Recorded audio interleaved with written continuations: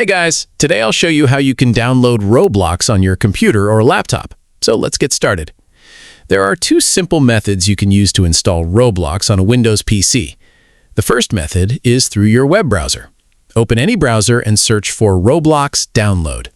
Open the official Roblox download page and click the option to download the Windows app. Once the installer has been downloaded, open your Downloads folder and run the Roblox installer. Wait a few moments while the installation process completes, and Roblox will be ready to use on your computer. The second method is through the Microsoft Store. Open the Start menu, search for Microsoft Store, and launch it. In the search bar at the top, type Roblox and select the official Roblox app from the results. Click the Get or Install button and wait for the download and installation to finish.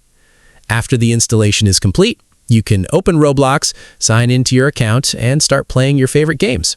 Both methods are quick, easy, and safe for installing Roblox on a Windows computer. That's it. I'll be back with more in the next video.